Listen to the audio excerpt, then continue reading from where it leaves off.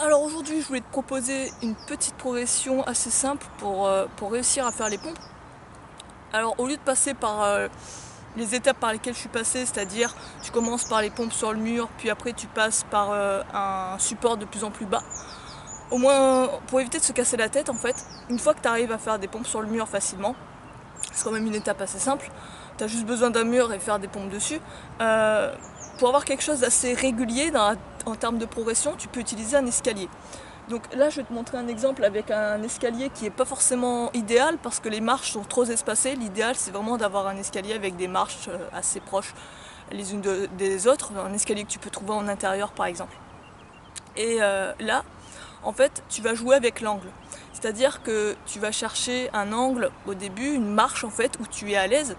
En général, ça va être la plus haute possible. Enfin, la plus haute, pas forcément au sommet de l'escalier, parce qu'en fait, je pense qu'en termes d'angle, ça reste à peu près la même chose. Mais en gros, la plus haute que tu puisses atteindre avec tes mains.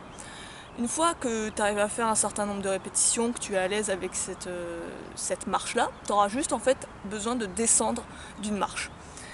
Et en faisant ça, tu peux vraiment t'amuser parce que tu vois vraiment ta progression de manière assez linéaire. Tu vois, c'est pas comme quand tu cherches un support de plus en plus bas.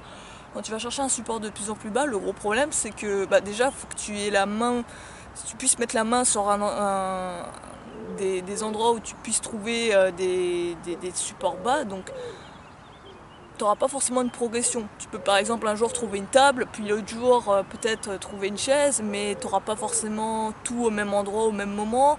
Peut-être que quelque chose entre la chaise et le sol, ça va être un peu trop difficile, tu vois. Pour vraiment jauger au millimètre, c'est un peu plus dur. Là, avec l'escalier, c'est résolu. Les marches, elles sont faites de manière équitable et tu auras juste besoin de, au fur et à mesure, baisser d'une marche jusqu'à arriver au sol. Aussi, ce que tu peux faire, c'est une fois que tu arrives à être au sol, c'est de jouer aussi sur une progression. C'est-à-dire que là, tu vas chercher à surélever tes pieds. Et en faisant ça, tu augmentes la difficulté de l'exercice. Ce que j'avais vu également, c'est que cette méthode-là, il y en avait un qui l'utilisait, je ne sais plus où je l'avais lu, pour arriver à faire les 100 répétitions. Admettons, ton objectif, c'est de faire 100 pompes. Eh bien, tu commences en haut de marche à faire 100 répétitions. Donc tu commences à faire tes 100 reps, tu travailles, tu t'entraînes jusqu'à arriver à 100 répétitions. Et une fois que tu es à l'aise à faire tes 100 répétitions à la marche, on va dire haute, tu descends d'une marche. Et là pareil, tu t'entraînes à faire 100 répétitions. Et ainsi de suite jusqu'à arriver au sol. Et apparemment c'était une méthode qui fonctionnait pour arriver à faire 100 répétitions sans forcément passer tout de suite à l'exercice pompe classique au sol qui peut être assez difficile. Donc essaie de voir, essaie de tester ça. En termes de répétition, avant de passer à l'étape suivante, à la marche suivante, je dirais que ça serait quoi? Entre 15-20 reps, on est sur un exercice assez facile quand même, c'est de l'endurance. Les pompes, c'est pas un exercice qui vont mettre vachement de temps à acquérir en fait. Tu vas voir que tu vas vite progresser. Donc en termes de progression, je cherche peut-être à réussir à faire entre 15 et 20 pompes par marche à peu près. Et après tu descends d'une marche. C'est vraiment d'être à l'aise.